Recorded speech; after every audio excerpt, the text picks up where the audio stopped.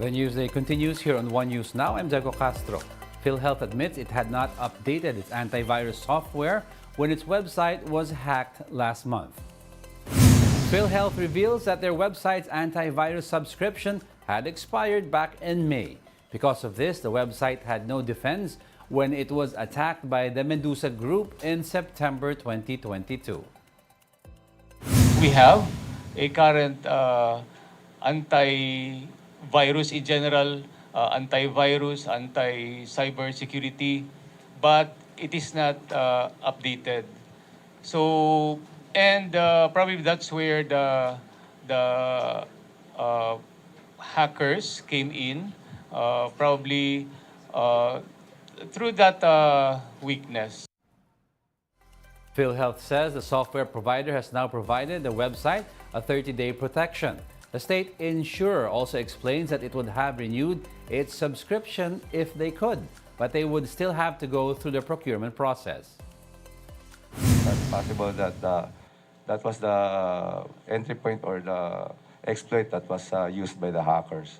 During that time, we were vulnerable, we have a gap in our protection.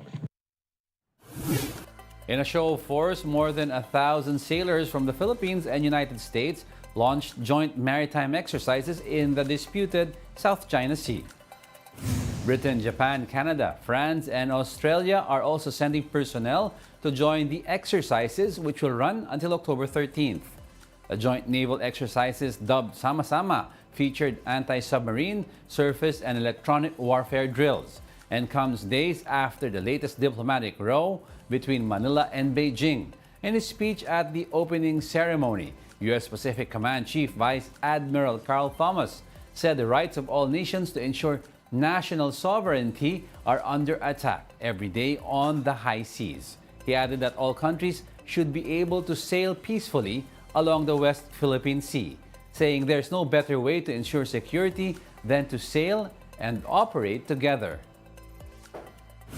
It's really important that we all recognize that the global maritime commons are used by everybody, and everybody wants the global maritime commons to be free and open. I applaud the Philippine leadership in being willing to bring in other nations to what was a bilateral exercise and expand it so that we learn and train with one another. Still on the West Philippine Sea, the Justice Department says it is now preparing to file a case against China for the destruction of coral reefs in the disputed territory. Justice Secretary Boyong Remulla says their investigation led them to believe that China's maritime militia was behind the ruined reefs. The agency has already consulted Executive Secretary Lucas Bersamin regarding the DOJ's next steps on the matter. Remulla also says he intends to meet with everyone who can help in building a complaint, which would be filed at the Permanent Court of Arbitration. Itong mga corals, sinira nila para ginawang panambak. Ginawang panambak sa iba't ibang lugar sa West Philippine Sea para palabasin na mayroong mga natural formations na gusto nila i-claim later on.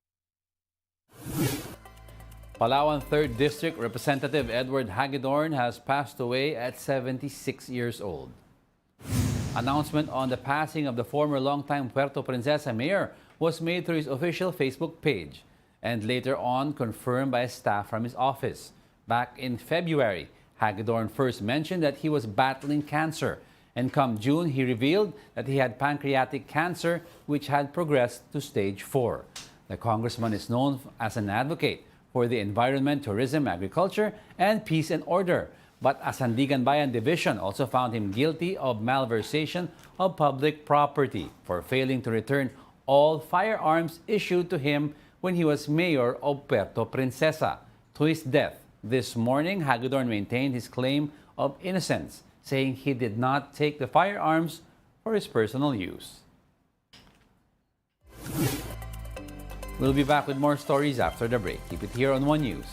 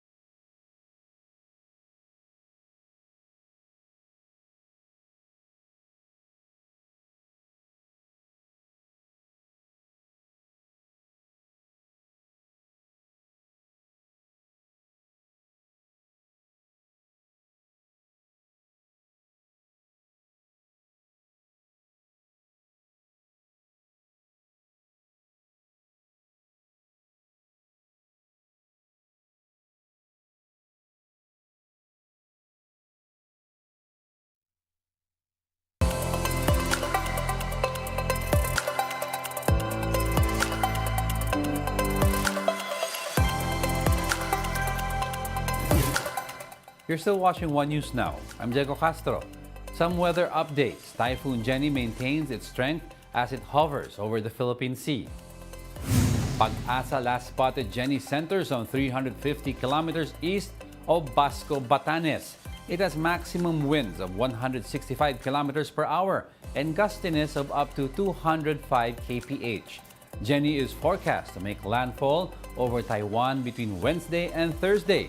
It will then continue moving westward towards the coastal waters of southern China. The typhoon is likely at its peak intensity already and may start to weaken. Still, tropical wind cyclone signal number 2 is up over Batanes. Signal number 1, meanwhile, is in effect over Cagayan, northern and eastern portions of Isabela and Apayao, as well as in northeast portion of Abra, northern portion of Kalinga, and Ilocos Norte. A mixed movement in fuel prices takes effect today, October 3. Gasoline prices are down by 2 pesos per liter and kerosene by 50 centavos. On the other hand, diesel prices are up by 40 centavos per liter. The Energy Department said this is due to high interest rates and a stronger dollar. The agency added that Russia has also eased its fuel export ban. Meanwhile, liquefied petroleum gas or LPG is now pricier by up to 3 pesos and 75 centavos per kilogram. This translates to an increase of more than 40 pesos for an 11-kilogram tank. Auto LPG prices will likewise go up by over 2 pesos per liter. Other retailers have yet to announce their respective adjustments, but they are expected to implement it this month. According to LPG companies, the hike is primarily due to the approaching cold season in other countries. Ito naman is historically, every time that we are on the Burr months, talagang ito yung usual na trend ng LPG pricing because this is the last, we call it the 4 months of every year na nag-stockpile yung mga bansa na may winter season. So, dito nag-start yan sa Burr months. That will be up to December. And then the price will start to go down starting January next year. It's not just LPG prices though. Prices of egg have also climbed in some wet markets this week by around 5 pesos. Retailers in a public market in Mandaluyong say it's because their suppliers have also hiked prices. Retailers are currently buying a tray of small eggs at 215 pesos, 225 pesos for medium-sized eggs per tray, and 240 pesos for large ones. United Broiler Raisers Association Chairman Gregorio Sanjego explains that demand for eggs typically increases as the holidays approach. That's the reason why prices in the market are climbing, even if there are no movements in the farm gate price. Sanjego says, though, that the price hike can also be attributed to recent cyclones and the bird flu. That's why the group is urging the government to approve permits for the importation of the bird flu vaccine. Sanjego notes that this move could also prevent the entry of smuggled vaccines. Ang inaano namin, baka yung ini-import na bakuna, hindi tumbok yung variant ng bird flu dito sa atin, baka mag-mutate, lalong lalaki ang problema namin. And those are the top stories of the hour. Join us again at 11:15 a.m. as we continue to monitor the day's biggest stories. I'm Diego Castro. You're One News, all sides, all the time.